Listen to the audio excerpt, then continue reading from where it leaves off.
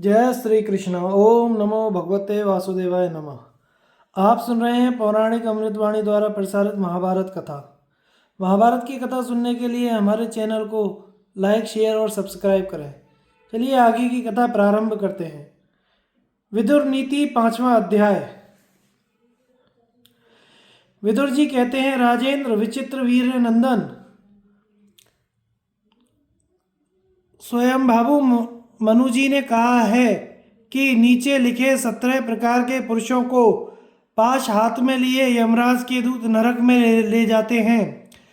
जो आकाश पर मुष्टि से प्रहार करता है, ना झुकाए जा सकने वाले वर्षाकालीन इंद्रधनुष को झुकाना चाहता है, पकड़ में ना आने वाली सूर्य की किरणों को पकड़ने का प्रयास करता है, शासन के अयोग्य पुरुष पर शासन करता है, मर्यादा का उल्लंघन करके संतुष्ट होता है, शत्रु की सेवा करता है, स्त्री रक्षा के द्वारा अपनी जीविका चलाता है, याचना करने के अयोग्य पुरुष से याचना करता है तथा आत्म प्रशंसा करता है, अच्छे कुल में उत्पन्न होकर भी नीच कर्म करता है, दुर्बल होकर भी बलवान से वैर बांधता है, श्रद्धाहीन को उपदेश करता है, ना चाहने योग्य वस्तु को चाहता है, ससुर होकर पुत्र वधू के साथ परिहास पसंद करता है तथा पुत्र वधू की सहायता से संकट से छूटकर भी पुनः उससे अपनी प्रतिष्ठा चाहता है,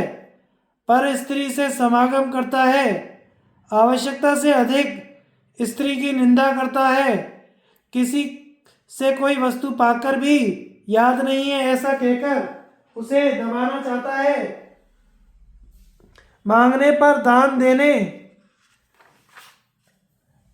दान देकर उसके लिए अपनी डींग हाँकता है और झूठ को सही साबित करने का प्रयास करता है।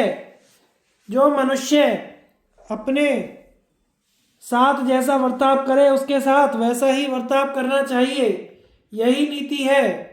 कपट का आचरण करने वाले के साथ कपटपूर्ण बर्ताव करे, अच्छा बर्ताव करने वाले के साथ साधु व्यवहार से ही पेश आना चाहिए। बुढ़ापा रूप का, आशा का, धैर्य का, मृत्यु प्राणों का, असूया धर्माचरण का, काम लज्जा का, नीच पुरुषों की सेवा सदाचार का, क्रोध लक्ष्मी का और अभिमान सर्वस्व का नाश कर देता है। धृतराष्ट्र ने कहा, जब सभी वेदों में पुरुष को 100 वर्ष की आयु का बताया गया है तो किस कारण से वह अपनी आयु को नहीं पाता। विदुर जी बोले, राजन आपका कल्याण हो। अत्यंत अभिमान, अधिक बोलना, त्याग का अभाव, क्रोध, अपना ही पेट पालने की चिंता और मित्र द्रोह, ये 6 तीखी तलवारें देहधारियों की आयु को काटती हैं। यही मनुष्यों का वध करती हैं, मृत्यु नहीं। भरत, जो अपने ऊपर विश्वास करने वाली स्त्री के साथ समागम करता है, गुरु स्त्रीगामी है, ब्राह्मण होकर शूद्र की स्त्री से संबंध रखता है, शराब पीता है तथा जो बड़ों पर हुक्म चलाने वाला, दूसरों की जीविका नष्ट करने वाला, ब्राह्मणों को सेवा कार्य के लिए इधर उधर भेजने वाला और शरणागत की हिंसा करने वाला है, ये सब के सब ब्रह्म हत्यारे के समान हैं। इनका संग हो जाने पर प्रायश्चित करे, यह वेदों की आज्ञा है। बड़ों की आज्ञा मानने वाला, नीतिज्ञ, दाता, यज्ञशेष, अन्न भोजन करने वाला, हिंसा रहित, अनर्थकारी कार्यों से दूर रहने वाला, कृतज्ञ, सत्यवादी और कोमल स्वभाव वाला, विद्वान स्वर्गगामी होता है। राजन, सदा प्रिय वचन बोलने वाले मनुष्य तो सहज में ही मिल सकते हैं, किंतु जो अप्रिय होता हुआ हितकारी हो, ऐसे वचन के वक्ता और श्रोता दोनों ही दुर्लभ हैं।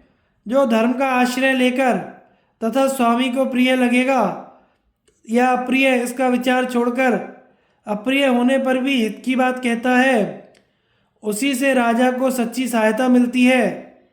कुल की रक्षा के लिए एक मनुष्य का, ग्राम की रक्षा के लिए कुल का, देश की रक्षा के लिए गांव का, आत्मा के कल्याण के लिए सारी पृथ्वी का त्याग कर देना चाहिए।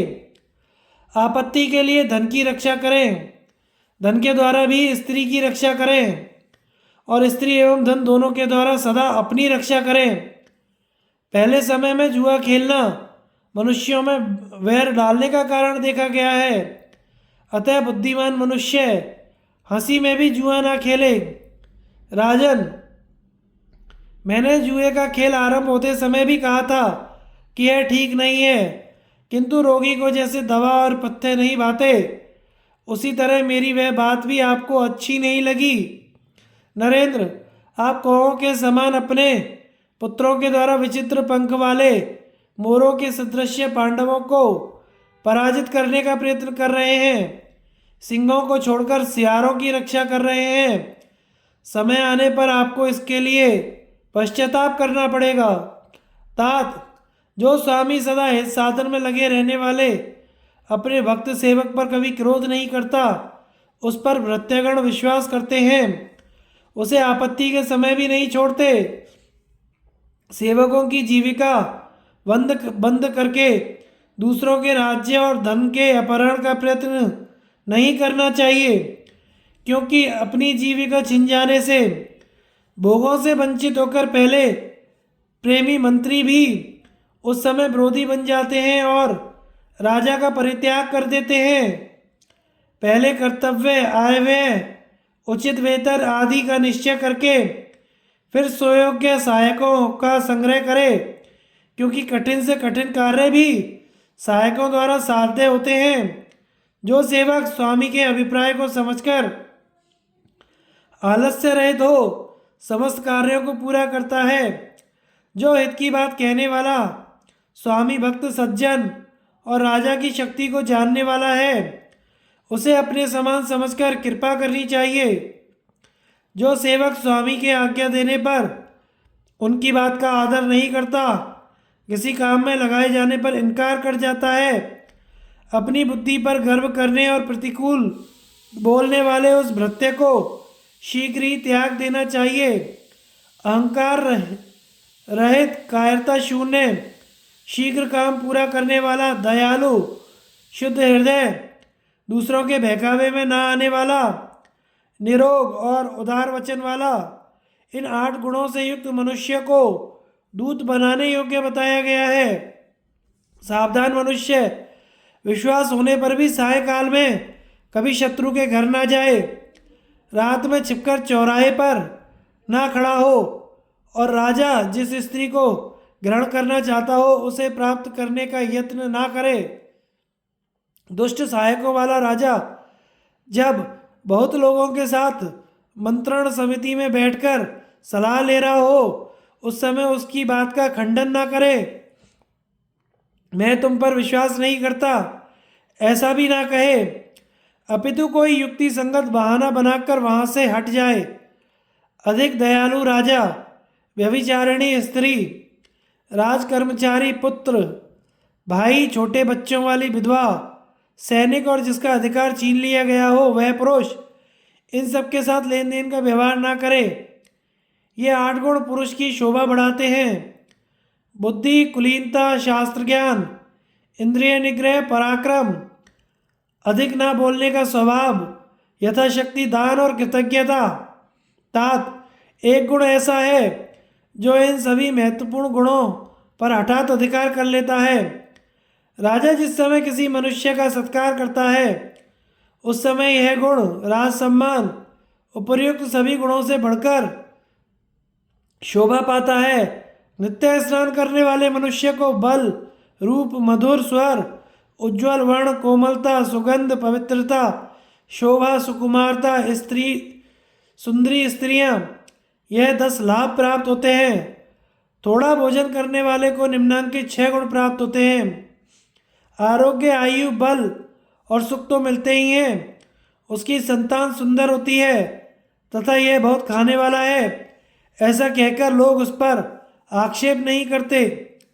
अकर्मण्य, बहुत खाने वाले, सब लोगों से वैर करने वाले, अधिक मायावी, क्रूर, देश काल का ज्ञान न रखने वाले, निंदित वेश धारण करने वाले मनुष्य को कभी अपने घर में न ठहरने दें। बहुत दुखी होने पर भी कृपण, गाली बकने वाले, मूर्ख, जंगल में रहने वाले, धूर्त, नीच सेवी, निर्दयी, वैर बांधने वाले और कृतघ्न से कभी भी सहायता की याचना नहीं करनी चाहिए। क्लेशप्रद कर्म करने वाला, अत्यंत प्रमादी, सदा असत्य भाषण करने वाला, अस्थिर भक्ति वाला, स्नेह से रहित, अपने को चतुर मानने वाला, इन 6 प्रकार के अधम पुरुषों की सेवा ना करे। धन की प्राप्ति सहायक की अपेक्षा रखती है, सहायक धन की अपेक्षा रखते हैं। ये दोनों एक दूसरे के आश्रित हैं, परस्पर सहयोग के बिना इनकी सिद्धि नहीं होती।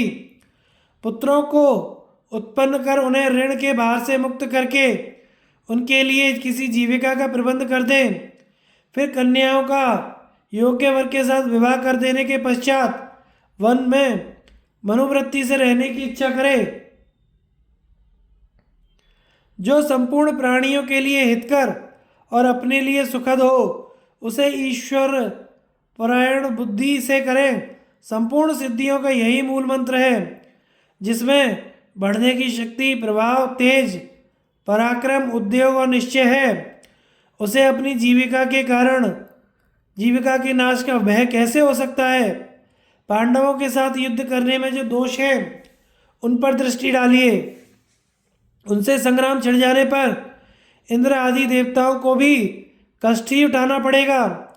इसके सिवा पुत्रों के साथ वैर, नित्य उद्योगपूर्ण जीवन, कीर्ति का नाश और शत्रुओं को आनंद होगा। आकाश में तिरछे उदित हुए धूमकेतु से जैसे सारे संसार में अशांति और उपद्रव खड़ा हो जाता है, उसी तरह भीष्म, आप, द्रोणाचार्य और राजा युधिष्ठिर का बढ़ा हुआ कोप इस संसार का संहार कर सकता है। आपके 100 पुत्र, कर्ण और 5 पांडव, ये सब मिलकर समुद्र पर्यंत संपूर्ण पृथ्वी का शासन कर सकते हैं। राजन, आपके पुत्र वन के समान हैं और पांडव उसमें रहने वाले व्याघ्र हैं। आप व्याघ्रों सहित समस्त वन को नष्ट ना कीजिए। वन से उन व्याघ्रों को दूर ना भगाइए। व्याघ्रों के बिना वन की रक्षा नहीं हो सकती तथा वन के बिना व्याघ्र नहीं रह सकते, क्योंकि व्याघ्र वन की रक्षा करते हैं। वन व्याघ्रों की, जिनका मन पापों में लगा रहता है, वे दूसरों के कल्याण में गुणों को जानने की वैसी इच्छा नहीं रखते जैसी कि उनको अवगुणों को जानने की रखते हैं। जो अर्थ की पूर्ण सिद्धि चाहता है, उसे पहले धर्म का ही आचरण करना चाहिए। जैसे स्वर्ग से अमृत दूर नहीं होता, उसी प्रकार धर्म से अर्थ अलग नहीं होता।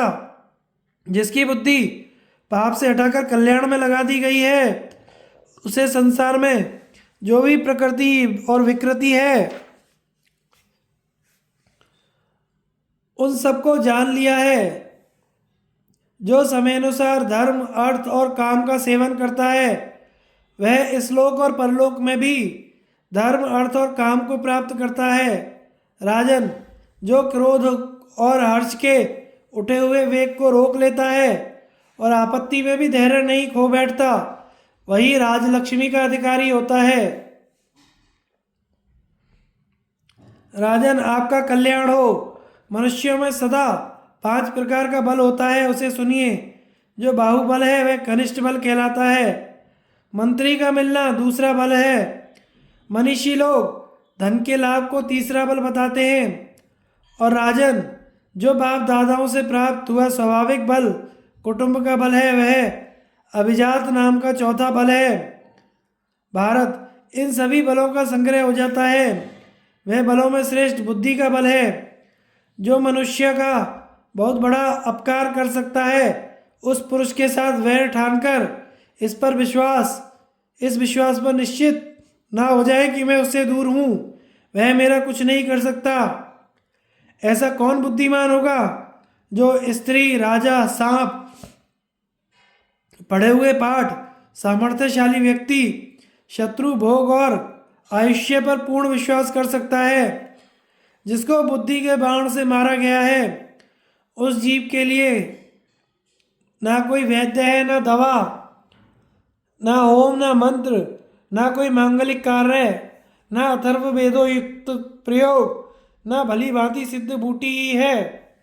भारत, मनुष्य को चाहिए वह सांप, अग्नि, सिंह और अपने कुल में उत्पन्न व्यक्ति का अनादर न करे, क्योंकि ये सभी बड़े तेजस्वी होते हैं।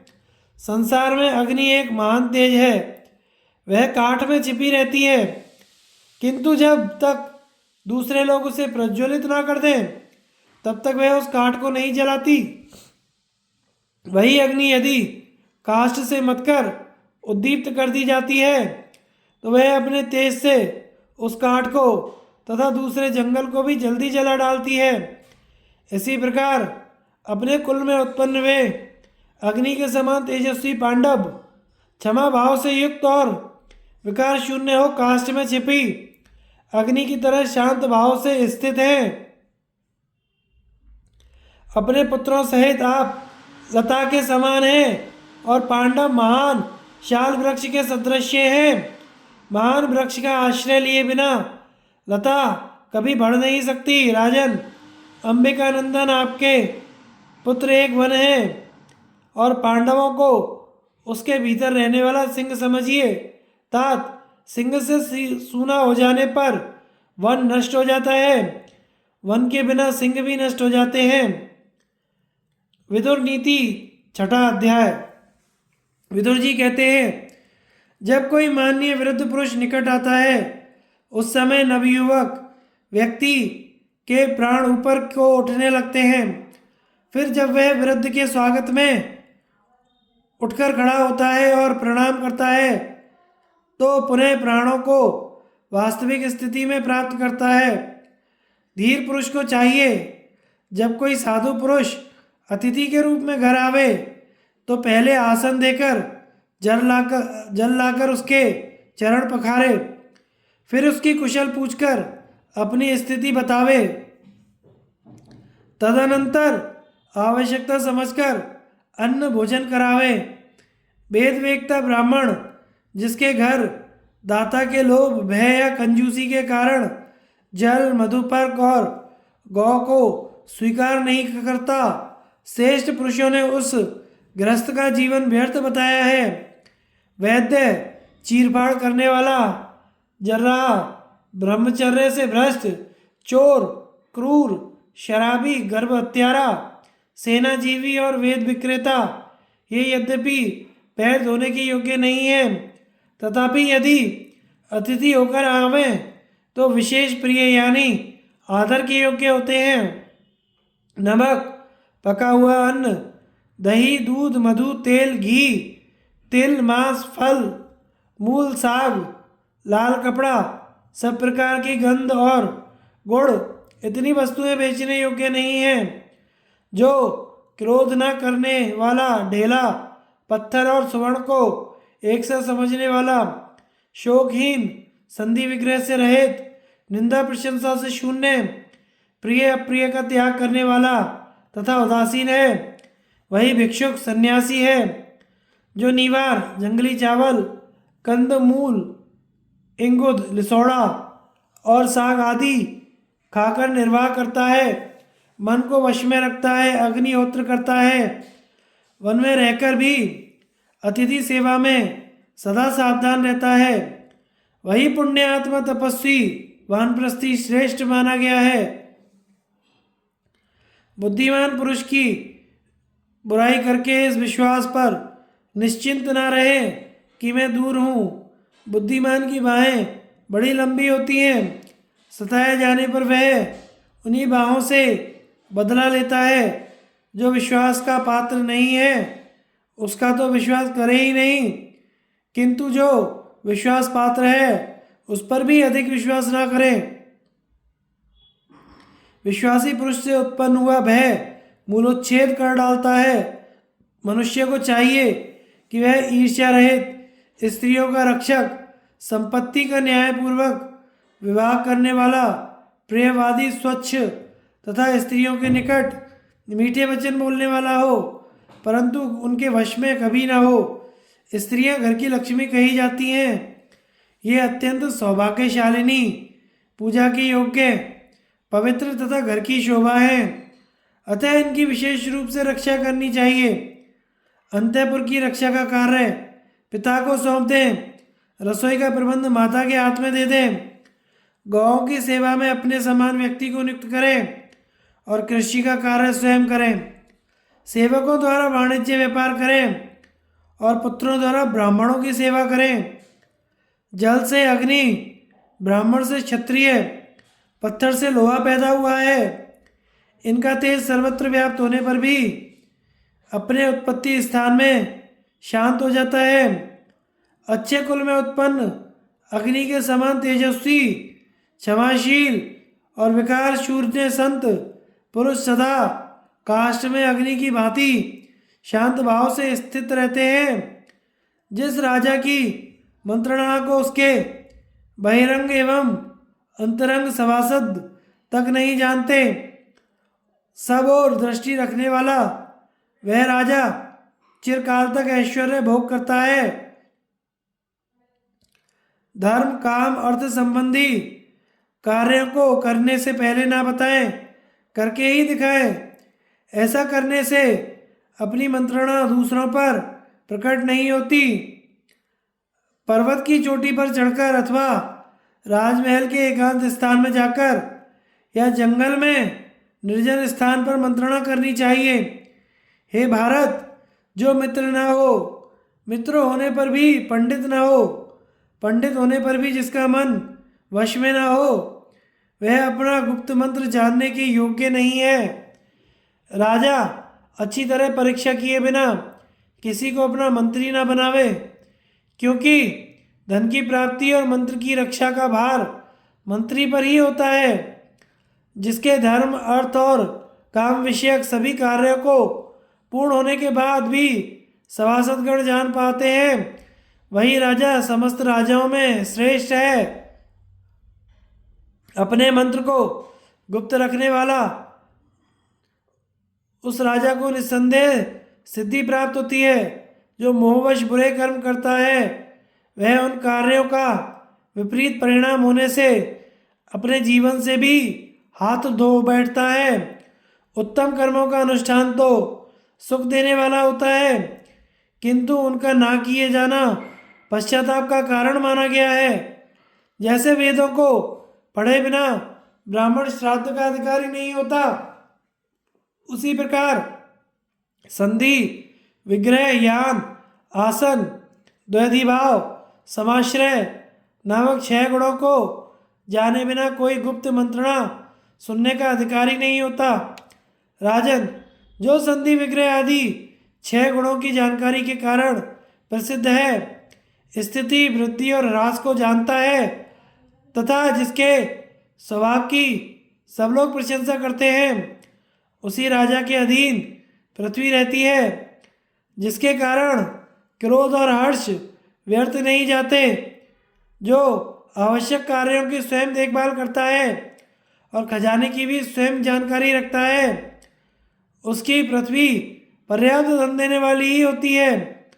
भूपति को चाहिए कि अपने राजा नाम से और राजोचित छत्र धारण से संतुष्ट रहे। सेवकों को पर्याप्त धन दे, अकेले ही ना हड़प ले। ब्राह्मणों को ब्राह्मण जानता है, स्त्री को उसका पति जानता है, मंत्री को राजा जानता है और राजा को भी राजा ही जानता है। वश में आए हुए वधयोग्य शत्रु को कभी नहीं छोड़ना चाहिए। यदि अपना बल अधिक ना हो तो नम्र होकर उसके पास समय बिताना चाहिए। बल होने पर ही उसे मार डालना चाहिए, क्योंकि शत्रु मारा ना गया तो उससे शीघ्र ही भय उपस्थित होता है। देवता, ब्राह्मण, राजा, वृद्ध, बालक और रोगी पर होने वाले क्रोध को प्रयत्नपूर्वक रोकना चाहिए। निरर्थक कलह करना मूर्खों का काम है। बुद्धिमान पुरुष को इसका त्याग करना चाहिए। ऐसा करने से उसे लोक में यश मिलता है और अनर्थ का सामना नहीं करना पड़ता। जिसके प्रसन्न होने का कोई फल नहीं है तथा जिसका क्रोध भी व्यर्थ होता है, ऐसे राजा को प्रजा उसी भांति नहीं चाहती जैसे स्त्री नपुंसक पति को। बुद्धि से धन प्राप्त होता है और मूर्खता दरिद्रता का कारण है, ऐसा कोई नियम नहीं है। संसार चक्र के वृत्तांत को केवल विद्वान पुरुष ही जानते हैं, दूसरे लोग नहीं। भारत, मूर्ख मनुष्य विद्याशील अवस्था, बुद्धि, धन और कुल में बड़े माननीय पुरुषों का सदा अनाचार किया करता है, जिसका चरित्र निंदनीय है, जो मूर्ख, गुणों में दोष देखने वाला, अधार्मिक, बुरे वचन बोलने वाला और क्रोधी है, उसके ऊपर शीघ्र ही अनर्थ टूट पड़ते हैं। ठगाई ना करना, दान देना, बात पर कायम रहना, अच्छी तरह कही हुई हित की बात, ये सब संपूर्ण भूतों को अपना बना लेते हैं। किसी को भी धोखा ना देने वाला, चतुर, कृतज्ञ, बुद्धिमान और सरल राजा खजाना खत्म होने पर भी सहायकों को पा जाता है, अर्थात उसे सहायक मिल जाते हैं। धैर्य, मनोनिग्रह, इंद्रिय संयम, पवित्रता, दया, कोमल वाणी और मित्र से विद्रोह ना करना, ये 7 बातें लक्ष्मी को बढ़ाने वाली हैं।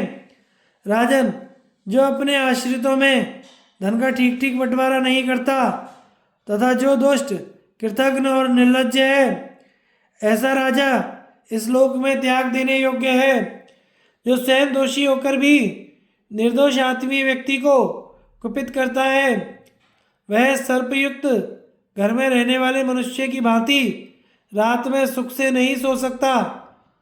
भारत, जिनके ऊपर दोषारोपण करने से योग क्षेत्र में बाधा आती हो, उन लोगों को देवता की भांति सदा प्रसन्न रखना चाहिए। जो धन आदि पदार्थ स्त्री, प्रमादी, पतित और नीच पुरुषों के हाथ में सौंप दिए जाते हैं, वे संशय में पड़ जाते हैं। राजन, जहाँ का शासन स्त्री, ज्वारी और बालक के हाथ में है, वहाँ लोग नदी में पत्थर की नाव पर बैठने वालों की भांति विपत्ति के समुद्र में डूब जाते हैं। जो लोग जितना आवश्यक है उतने ही काम में लगे रहते हैं, अधिक में हाथ नहीं डालते, उन्हें मैं पंडित मानता हूँ, क्योंकि अधिक में हाथ डालना संघर्ष का कारण होता है। जुआरी, जिसकी तारीफ करते हैं, चारण, जिसकी प्रशंसा का ज्ञान करते हैं, और वेश्याएं, जिसकी बढ़ाई किया करती हैं, वह मनुष्य जीता ही मुर्दे के समान है। भारत, आपने उन महान धनुर्धर और अत्यंत तेजस्वी पांडवों को छोड़कर जो यह महान ऐश्वर्य का भार दुर्योधन के ऊपर रख दिया है, इसलिए आप शीघ्र ही ऐश्वर्य मद से मूढ़ दुर्योधन को त्रिभुवन के साम्राज्य से घिरे हुए बलि की भांति इस राज्य से भ्रष्ट होते हुए देखेंगे।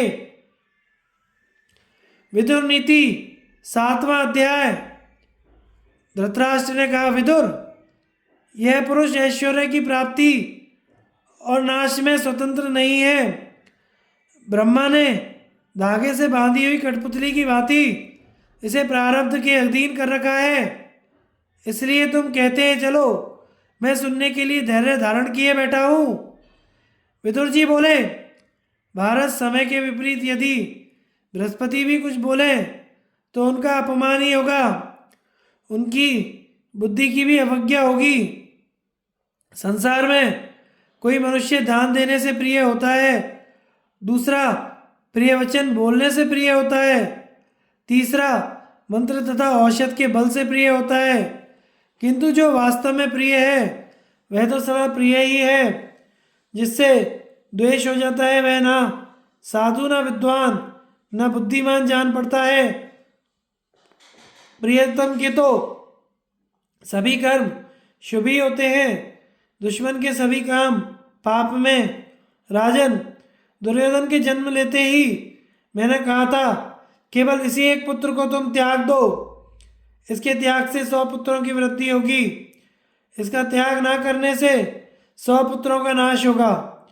जो वृद्धि भविष्य में नाश का कारण बने उसे अधिक महत्व नहीं देना चाहिए और क्षय का भी बहुत आदर करना चाहिए जो आगे चलकर अभ्युदय का कारण है।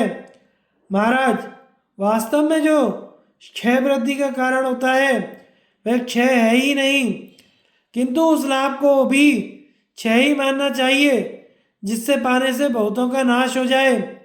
धृतराष्ट्र, कुछ लोग गुण के धनी होते हैं, कुछ लोग धन के धनी। जो धन के धनी होते हुए भी गुणों के कंगाल हैं उन्हें सर्वथा त्याग देना चाहिए।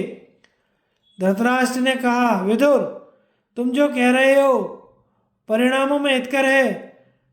बुद्धिमान लोग इसका अनुमोदन करते हैं, यह भी ठीक है। जिस ओर धर्म होता है उसी पक्ष की जीत होती है। तो भी मैं अपने बेटे का त्याग नहीं कर सकता। विदुर जी बोले, जो अधिक गुणों से संपन्न और विनयी है वह प्राणियों का तनिक भी संहार होते हुए देख उसकी कभी उपेक्षा नहीं कर सकता। दूसरों की निंदा में ही लगे रहते हैं, दूसरों को दुख देने और आपस में फूट डालने के लिए सदा उत्साह के साथ प्रयत्न करते हैं, जिनका दर्शन दोष से भरा है और जिनके साथ रहने में बहुत ही बड़ा खतरा है। ऐसे लोगों से धन लेने में महान दोष है, उन्हें धन देने में बहुत बड़ा भय है। दूसरों में फूट डालने का जिनका स्वभाव है, जो कामी, निर्लज्ज, षट प्रसिद्ध पापी हैं, वे साथ रखने के अयोग्य और निंदित माने गए हैं। उपयुक्त दोषों के अतिरिक्त और भी जो महान दोष हैं उनसे युक्त मनुष्यों का त्याग कर देना चाहिए। सौहार्द भाव निवृत्त हो जाने पर नीच पुरुषों का प्रेम नष्ट हो जाता है। उस सौहार्द से होने वाली फल की सिद्धि और सुख का भी नाश हो जाता है। वह नीच पुरुष निंदा करने का यत्न करता है, थोड़ा भी अपराध हो जाने पर मोहवश विनाश के लिए उद्योग आरंभ कर देता है, उसे तनिक भी शांति नहीं मिलती। उस प्रकार के नीच, क्रूर और अजितेंद्रिय पुरुषों से होने वाले संग पर अपनी बुद्धि से पूर्ण विचार करके विद्वान पुरुष उसे दूर से ही त्याग दे। जो अपने कुटुंबी, दरिद्र, दीन तथा रोगी पर अनुग्रह करता है वह पुत्र और पशुओं से समृद्ध होता है और अनंत कल्याण का अनुभव करता है। राजेंद्र, जो लोग अपने भले की इच्छा करते हैं उन्हें अपने जाति भाइयों की उन्नतिशील बनना चाहिए, इसलिए आप भली भांति अपने कुल की वृद्धि करें। राजन, जो अपने कुटुंबी जनों का सत्कार करता है वह कल्याण का भागी होता है। भरतश्रेष्ठ, कुटुंब के लोग गुणहीन हो तो भी उनकी रक्षा करनी चाहिए, फिर जो आपके कृपा विलासी एवं गुणवान हैं उनकी तो बात ही क्या। राजन, आप समर्थ हैं, वीर पांडवों पर कृपा कीजिए, उनकी आजीविका के लिए कुछ गांव दे दीजिए। नरेश्वर, ऐसा करने पर आपको इस संसार में यश प्राप्त होगा। तात, आप वृद्ध हैं, इसलिए आपको अपने पुत्रों पर शासन करना चाहिए। भरतश्रेष्ठ, मुझे भी आपके हित की ही बात कहनी चाहिए। आप मुझे अपना हितैषी समझें। तात, शुभ चाहने वाले को अपने जाति भाइयों के साथ कलह नहीं करना चाहिए, बल्कि उनके साथ मिलकर सुख का उपभोग करना चाहिए। जाति भाइयों के साथ परस्पर भोजन, बातचीत एवं प्रेम करना ही कर्तव्य है, उनके साथ कभी विरोध नहीं करना चाहिए। इस जगत में जाति भाई तारते और डुबाते भी हैं, उनमें जो सदाचारी हैं वे तो तारते हैं और दुराचारी डुबा देते हैं। राजेंद्र, आप पांडवों के प्रति सद्व्यवहार करें। मानद, उससे सुरक्षित होकर आप शत्रुओं के आक्रमण से बचे रहेंगे। विषैले बाण हाथ में लिए हुए व्याध के पास पहुंचकर जैसे मृग को कष्ट भोगना पड़ता है, उसी प्रकार जो जातीय बंधु अपने धनी बंधु के पास पहुंचकर दुख पाता है, उसे पाप का भागी वह धनी होता है। नरश्रेष्ठ, आप पांडवों को अथवा अपने पुत्रों को मारे गए सुनकर पीछे संताप करेंगे, अतः इस बात का पहले ही विचार कर लीजिए। इस जीवन का कोई ठिकाना नहीं है। जिस कर्म के करने से अंत में खाट पर बैठकर पछताना पड़े, उसको पहले से ही नहीं करना चाहिए। शुक्राचार्य के सिवा कोई भी मनुष्य ऐसा नहीं है जो नीति का उल्लंघन नहीं करता। अतः जो बीत गया सो बीत गया, अब शेष कर्तव्य का विचार आप जैसे बुद्धिमान पुरुषों पर ही निर्भर है। नरेश्वर, दुर्योधन ने पहले ही यदि पांडवों के प्रति यह अपराध किया है, तो आप इस कुल में बड़े बूढ़े हैं, आपके द्वारा उसका मार्जन हो जाना चाहिए। नरश्रेष्ठ, यदि आप उनको राजपथ पर स्थापित कर देंगे तो संसार में आपका कलंक धुल जाएगा और आप बुद्धिमान पुरुषों के माननीय हो जाएंगे। जो धीर पुरुषों के वचनों के परिणाम पर विचार करके उन्हें कार्य रूप में परिणत करता है, वह चिरकाल तक यश का भागी बना रहता है। कुशल विद्वानों के द्वारा भी उपदेश किया हुआ ज्ञान व्यर्थ है यदि उसके कर्तव्य का ज्ञान ना हुआ अथवा ज्ञान होने पर भी उसका अनुष्ठान ना हुआ। जो विद्वान पाप रूप फल देने वाले कर्मों का आरंभ नहीं करता, वह बढ़ता है, किंतु जो पूर्व में किए हुए पापों का विचार ना करके उन्हीं का अनुसरण करता है, वह बुद्धिहीन मनुष्य अगाध कीचड़ से भरे हुए नरक में गिराया जाता है। बुद्धिमान पुरुष मंत्र भेद के इन 6 द्वारों को जाने और धन को रक्षित रखने की इच्छा से इन्हें सदा बंद रखे। नशे का सेवन, निद्रा, आवश्यक बातों की जानकारी ना रखना, अपने नेत्र मुख आदि का विकार, दुष्ट मंत्रियों में विश्वास और मूर्ख दूत पर भरोसा रखना। राजन, जो इन द्वारों को जानकर सदा बंद किए रहता है, वह अर्थ, धर्म और काम के सेवन में लगा रहकर शत्रुओं को भी वश में कर लेता है। बृहस्पति के समान मनुष्य भी शास्त्र ज्ञान अथवा वृद्धों की सेवा किए बिना धर्म और अर्थ का ज्ञान नहीं प्राप्त कर सकते। समुद्र में गिरी हुई वस्तु नष्ट हो जाती है, जो सुनता नहीं उससे कही हुई बात नष्ट हो जाती है। अजितेंद्रिय पुरुष का शास्त्र ज्ञान और राख में किया हुआ हवन भी नष्ट ही है। बुद्धिमान पुरुष बुद्धि से जांचकर अपने अनुभव से बारंबार उनकी योग्यता का निश्चय करे, फिर दूसरों से सुनकर और स्वयं देखकर भली भांति विचार करके विद्वानों के साथ मित्रता करे। विनय भाव अपयश का नाश करता है, पराक्रम अनर्थ को दूर करता है, क्षमा सदा ही क्रोध का नाश करती है और सदाचार कुलक्षण का अंत करता है। राजन, नाना प्रकार की भोग सामग्री, माता, घर, स्वागत सत्कार के ढंग और भोजन तथा वस्त्र के द्वारा कुल की परीक्षा करें। देहाभिमान से रहित पुरुष के पास भी यदि न्याययुक्त पदार्थ स्वतः ही उपस्थित हो तो भी उसका विरोध नहीं करता, फिर कामासक्त मनुष्य के लिए तो कहना ही क्या है। जो विद्वानों की सेवा में रहने वाला वैद्य, धार्मिक, देखने में सुंदर, मित्रों से युक्त तथा मधुरभाषी हो, ऐसे सुहृदय की सर्वदा रक्षा करनी चाहिए। अधम कुल में उत्पन्न हुआ हो या उत्तम कुल में, जो मर्यादा का उल्लंघन नहीं करता धर्म की अपेक्षा रखता है, कोमल स्वभाव वाला तथा सलज्ज है, वह सैकड़ों कुलीनों से बढ़कर है।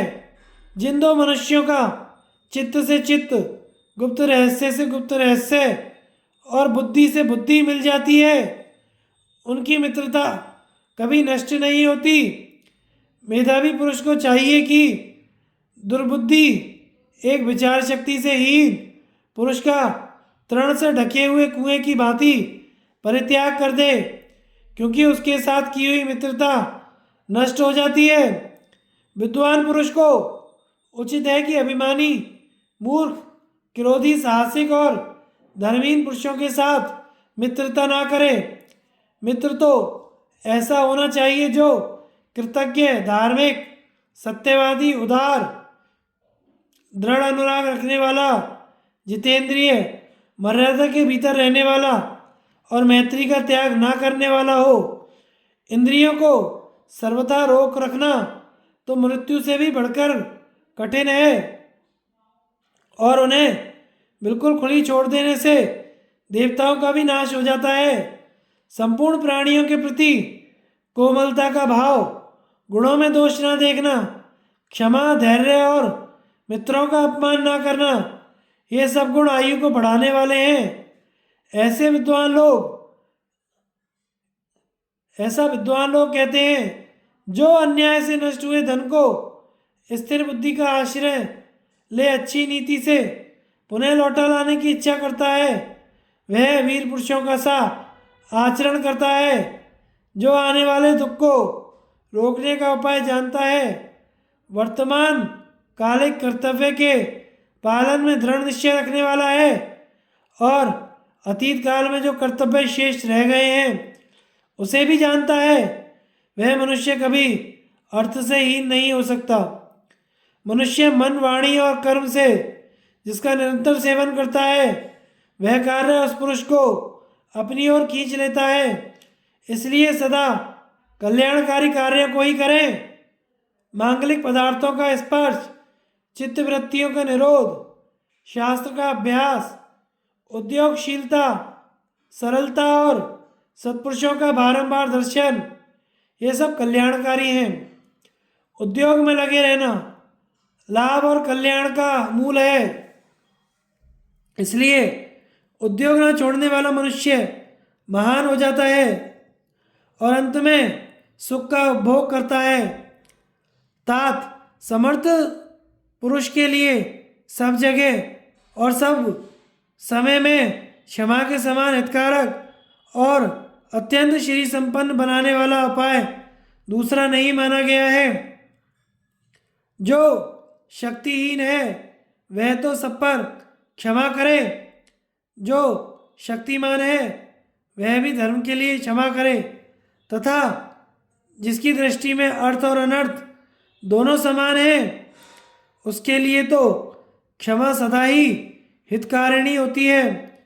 जिस सुख का सेवन करते रहने पर भी मनुष्य धर्म और अर्थ से भ्रष्ट नहीं होता, उसका यथेष्ट सेवन करें, किंतु मूढ़व्रत, आसक्ति एवं अन्याय पूर्वक विषय सेवन ना करें। जो दुख से पीड़ित, प्रमादी, नास्तिक, आलसी, अजितेंद्रिय और उत्साह रहित है, उनके यहाँ लक्ष्मी का वास नहीं होता। दुष्ट बुद्धि वाले लोग सरलता से युक्त और सरलता के ही कारण लज्जाशील मनुष्य को अशक्त मानकर उसका तिरस्कार करते हैं। अत्यंत श्रेष्ठ, अतिशय दानी, अति ही शूरवीर, अधिक व्रत नियमों का पालन करने वाला और बुद्धि के घमंड में चूर रहने वाले मनुष्य के पास लक्ष्मी भय के मारे नहीं जाती। राजलक्ष्मी ना तो अत्यंत गुणवानों के पास रहती है, न ही बहुत निर्गुणों के पास। यह ना बहुत से गुणों को चाहती है, न ही गुणहीन के प्रति अनुराग रखती है। उन्मत्त गौ की भांति है अंधी लक्ष्मी कहीं कहीं ठहरती है। वेदों का फल है अग्निहोत्र करना, शास्त्र अध्ययन का फल है सुशीलता और सदाचार, स्त्री का फल है रति सुख और पुत्र की प्राप्ति तथा धन का फल है दान और उपभोग। जो अधर्म के द्वारा कमाए हुए धन से परलोक साधक यज्ञ आदि कर्म करता है, वह मरने के पश्चात उसके फल को नहीं पाता, क्योंकि उसका धन बुरे रास्ते से आया होता है। घोर जंगल में, दुर्गम मार्ग में, कठिन आपत्ति के समय, घबराहट में और प्रहार के लिए शस्त्र उठे रहने पर भी मनोबल संपन्न पुरुषों को भय नहीं होता। उद्योग, संयम, दक्षता, सावधानी, धैर्य, स्मृति और सोच विचार कर कार्य आरंभ करना, इन्हें उन्नति का मूल मंत्र समझिए।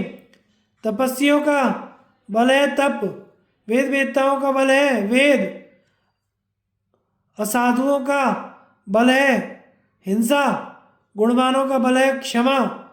जल, मूल, फल, दूध, घी, ब्राह्मण की इच्छा पूर्ति, गुरु का वचन और औषध, ये 8 व्रत के नाशक नहीं होते।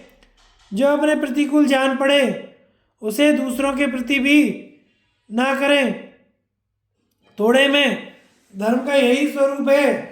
इसके विपरीत जिसमें कामना से प्रवृत्ति होती है वह तो अधर्म है। अक्रोध से क्रोध को जीते, असाधु को सद्व्यवहार से वश में करे, कृपण को दान से जीते, झूठ पर सत्य से विजय प्राप्त करे। स्त्री, धूर्त, आलसी, डरपोक, क्रोधी, पुरुषत्व के अभिमानी, चोर, कृतघ्न और नास्तिक का विश्वास नहीं करना चाहिए। जो नित्य गुरुजनों को प्रणाम करता है और वृद्ध पुरुषों की सेवा में लगा रहता है, उसकी कीर्ति, आयु, यश और बल ये चारों ही बढ़ते हैं। जो धन अत्यंत क्लेश उठाने से, धर्म उल्लंघन करने से अथवा शत्रु के सामने सिर झुकाने से प्राप्त हुआ हो, उसमें अपना मन ना लगाएं। विद्याहीन पुरुष, संतानोत्पत्ति रहित स्त्री, प्रसंग आहार ना पाने वाली प्रजा और बिना राजा के राष्ट्र के लिए शोक करना चाहिए। अधिक रात चलना देहधारियों के लिए दुख रूप बुढ़ापा है। बराबर पानी गिरना पर्वतों का बुढ़ापा है। संभोग से वंचित रहना स्त्रियों के लिए बुढ़ापा है और वचन रूपी बाणों का आघात मन के लिए बुढ़ापा है। अभ्यास ना करना वेदों का मल है। ब्राह्मणोचित नियमों का पालन ना करना ब्राह्मणों का मल है। बालिक देश, बलक बुखारा पृथ्वी का मल है तथा झूठ बोलना पुरुष का मल है। क्रीड़ा एवं हास, परिहास की उत्सुकता पतिव्रता स्त्री का मल है और पतिदेव के बिना परदेश में रहना स्त्री मात्र का मल है। सोने का मल है चांदी, चांदी का मल है रांगा, रांगे का मल है सीसा और सीसे का मल है मल। सोकर नींद को जीतने का प्रयास ना करें। कामों भोग के द्वारा स्त्री को जीतने की इच्छा ना करें। लकड़ी डालकर आग को जीतने की आशा ना रखें और अधिक पीकर मदिरा पीने की आदत को जीतने का प्रयास ना करें। जिसका मित्र धन दान के द्वारा वश में आ चुका है, शत्रु युद्ध में जीत लिए गए हैं और स्त्रियां खान पान के वशीभूत हो चुकी हैं, उसका जीवन सफल है। जिनके पास 1000 हैं वे भी जीवित हैं तथा जिनके पास 100 हैं वे भी जीवित हैं। अतः महाराज धृतराष्ट्र अधिक का लोभ छोड़ दीजिए, इससे भी किसी तरह जीवन रहेगा। इस पृथ्वी पर जो भी धान, जौ, सोना, पशु और स्त्रियां हैं वे सबके सब एक पुरुष के लिए पूरे नहीं हैं। ऐसा विचार करने वाला मनुष्य मुँह में नहीं पड़ता। राजन, मैं फिर कहता हूँ, यदि आपका अपने पुत्रों और पांडवों में समान भाव है तो उन सभी पुत्रों के साथ एक सा वर्ताव कीजिए। विदुर नीति 8वां अध्याय। विदुर जी कहते हैं, जो सज्जन पुरुषों से आदर पाकर आसक्ति रहित हो, अपनी शक्ति के अनुसार अर्थ साधन करता हो, उस श्रेष्ठ पुरुष को शीघ्र ही स्वयश की प्राप्ति होती है। क्योंकि संत जिस पर प्रसन्न होता है वह सदा सुखी रहता है। जो अधर्म से उपार्जित महान धनराशि को भी उसकी ओर आकृष्ट हुए बिना ही त्याग देता है, वह जैसे सांप अपनी पुरानी कैंचुली को छोड़ता है, उसी प्रकार दुखों से मुक्त हो सुखपूर्वक शयन करता है। झूठ बोलकर उन्नति करना, राजा के पास चुगली करना, गुरु से भी मिथ्या आग्रह करना, ये 3 कार्य ब्रह्म हत्या के समान है। गुणों में दोष देखना एकदम मृत्यु के समान है। कठोर बोलना या निंदा करना लक्ष्मी का वध है। सुनने की इच्छा का अभाव अथवा या सेवा का अभाव, उतावलापन और आत्म प्रशंसा, ये 3 विद्या के शत्रु हैं। आलस्य, मद, मोह, चंचलता, गोष्ठी, उद्दंडता, अभिमान और लोभ, ये 7 विद्यार्थियों के दोष माने गए हैं। सुख चाहने वाले को विद्या कहाँ से मिले? विद्या चाहने वाले को सुख नहीं है। सुख की चाह हो तो विद्या को छोड़ें, और विद्या चाहे तो सुख का त्याग करें। ईंधन से आग की, नदियों से समुद्र की, समस्त प्राणियों से मृत्यु की और पुरुषों से उल्टा स्त्री की कभी तृप्ति नहीं होती। आशा धैर्य को, यमराज समृद्धि को, क्रोध लक्ष्मी को, कृपणता यश को और सार संभाल का अभाव पशुओं को नष्ट कर देता है। इधर एक ही ब्राह्मण यदि क्रुद्ध हो जाए तो संपूर्ण राष्ट्र का नाश कर देता है। बकरियां, कांसे का पात्र, चांदी, मधु, अर्क खींचने का यंत्र, पक्षी, वेदता, ब्राह्मण, बूढ़ा कुटुंबी और विपत्तिग्रस्त कुलीन पुरुष, ये सब आपके घर में सदा मौजूद रहें। भारत, मनु जी ने कहा है कि देवता, ब्राह्मण तथा अतिथियों की पूजा के लिए बकरी, बैल, चंदन, वीणा, तर्पण, मधु, घी, लोहा, तांबे के बर्तन, शंख, शालग्राम, गोरोचन, ये सब वस्तुएं घर पर रखनी चाहिए। तात, अब मैं तुम्हें बहुत ही महत्वपूर्ण एवं सर्वोपरि पुण्यजनक बात बता रहा हूँ। कामना से, भय से, लोभ से तथा इस जीवन के लिए भी कभी धर्म का त्याग ना करें। धर्म नित्य है किंतु सुख दुख अनित्य है। जीव नित्य है पर इसका कारण अविद्या अनित्य है। आप मंत्रियों को छोड़कर नित्य में स्थित होइए, संतोष धारण कीजिए, क्योंकि संतोष ही सबसे बड़ा लाभ है। धन धान्यादि से परिपूर्ण पृथ्वी का शासन करके अंत में समस्त राज्य और विपुल भोगों को यहीं छोड़कर यमराज के वश में गए हुए बड़े बड़े बलवान एवं महानुभाव राजाओं की ओर दृष्टि डालिए। राजन, जिसको बड़े कष्ट से पाला पोसा था, वही पुत्र जब मर जाता है तो मनुष्य उसे उठाकर तुरंत घर से बाहर कर देते हैं। पहले तो उसके लिए बाल चितराए करुण स्वरों में विलाप करते हैं, फिर साधारण काठ की भांति उसे जलती चिता में झोंक देते हैं। मरे हुए मनुष्य का धन दूसरे लोग भोगते हैं। उसके शरीर की धातुओं को पक्षी खाते हैं या आग जलाती है। यह मनुष्य पाप पुण्य से बंधा हुआ इन्हीं दोनों के साथ परलोक में गमन करता है। तात, बिना फल फूल के वृक्ष को जैसे पक्षी छोड़ देते हैं, उसी प्रकार प्रेत को उसके जाति वाले सुहृदय और पुत्र चिंता में छोड़कर लौट आते हैं। अग्नि में डाले हुए उस पुरुष के पीछे तो केवल उसका अपना किया हुआ बुरा या भला कर्म ही जाता है।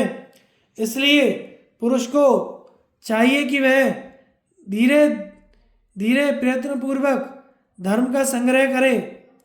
इस लोक और परलोक से ऊपर और नीचे तक सर्वत्र अज्ञान रूप महान अंधकार फैला हुआ है। वह इंद्रियों को महान मोह में डालने वाला है। राजन, आप इसको जान लीजिए जिससे यह आपका स्पर्श ना कर सके।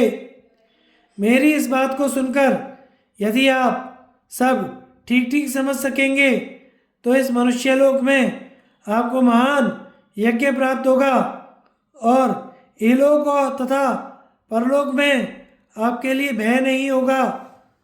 भारत, यह जीवात्मा एक नदी है। इसमें पुण्य ही तीर्थ है। सत्य स्वरूप परमात्मा से इसका उद्गम हुआ है। धैर्य ही इसके किनारे हैं। इसमें दया की लहरें उठती हैं।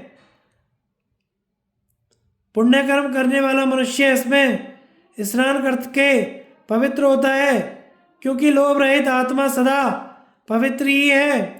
काम क्रोध आदि ग्राह से भरी 5 इंद्रियों के जल से पूर्ण इस संसार नदी के जन्म मरण रूप दुर्गम प्रवाह को धैर्य की नौका बनाकर पार कीजिए।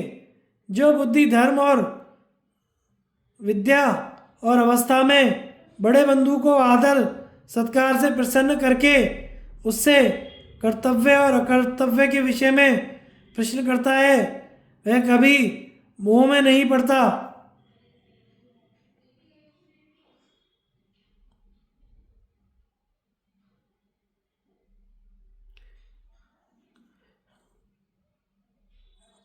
इसी प्रकार हाथ पैरों की, नेत्रों से नेत्र और कानों की मन से मन और वाणी की सत्कर्मों से रक्षा करे। जो प्रतिदिन जल से स्नान संध्या तर्पण आदि करता है, नित्य यज्ञोपवीत धारण किए रहता है, नित्य स्वाध्याय करता है, पतितों का अन्न त्याग देता है, सत्य बोलता है, गुरु की सेवा करता है, वह ब्राह्मण ब्रह्मलोक से भ्रष्ट नहीं होता। वेदों को पढ़कर अग्निहोत्र के लिए अग्नि के चारों ओर कुश बिछाकर नाना प्रकार के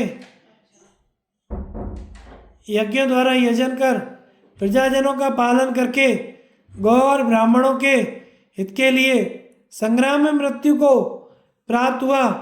क्षत्रिय शस्त्र से अंतःकरण पवित्र हो जाने के कारण ऊर्ध्वलोक को जाता है।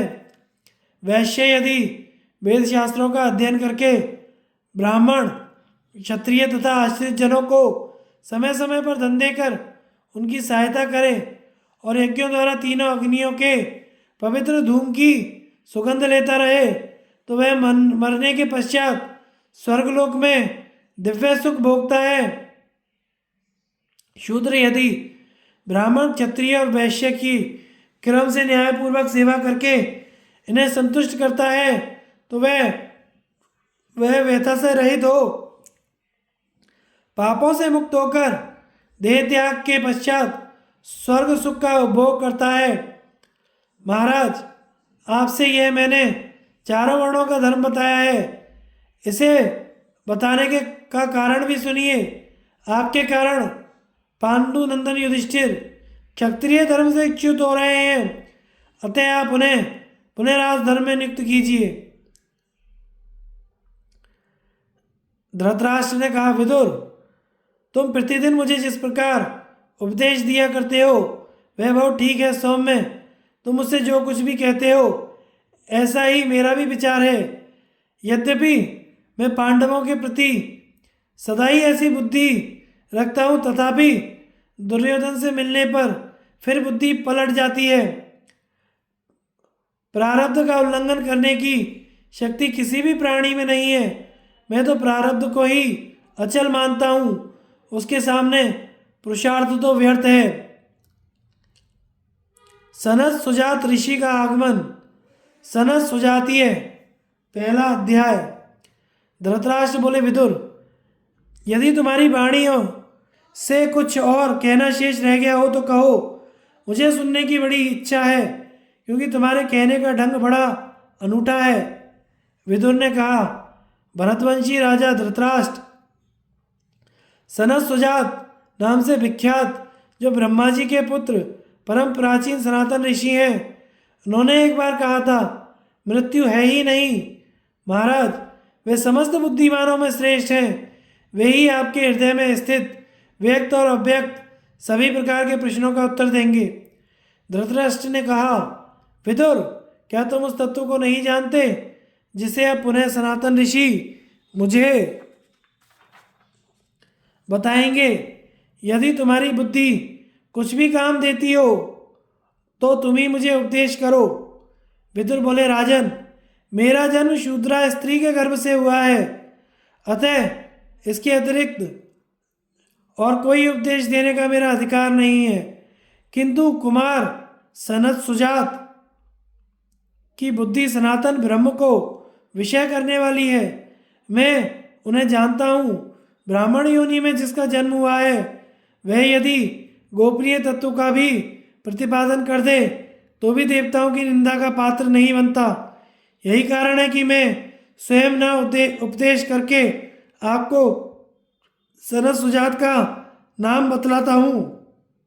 धृतराष्ट्र ने कहा, विदुर, उन परम प्राचीन सनातन ऋषि का मुझे पता बताओ। भला इसी से देह से यहाँ ही उनका समागम कैसे हो सकता है? वैशंपायन जी कहते हैं, राजन, तदंतर विदुर जी ने उत्तम व्रत वाले उन सनातन ऋषि का स्मरण किया। उन्होंने भी यह जानकर कि विदुर मेरा चिंतन कर रहे हैं, प्रत्यक्ष दर्शन दिया। धृतराष्ट्र ने भी शास्त्रोक्त विधि से पाद्य, अर्घ्य, मधुपर्क आदि अर्पण करके उनका स्वागत किया। इसके बाद जब वे सुखपूर्वक बैठकर विश्राम करने लगे तो विदुर ने उनसे कहा, भगवान, धृतराष्ट्र के हृदय में कुछ संशय खड़ा हुआ है, जिसका समाधान मेरे द्वारा कराना उचित नहीं है। आप ही इस विषय का निरूपण करने योग्य हैं, जिसे सुनकर ये नरेश सब दुखों से पार हो जाएं और लाभ हानि, प्रिय अप्रिय, जरा मृत्यु, भय अमर्ष, भूख प्यास, मद ऐश्वर्य, चिंता आलस्य, काम क्रोध, उन्नति अवनति, ये द्वंद्व इन्हें कष्ट ना पहुंचा सकें। धन्यवाद। आगे की कथा हम अगले भाग में सुनेंगे। हमारे चैनल को लाइक, शेयर, सब्सक्राइब करें। धन्यवाद।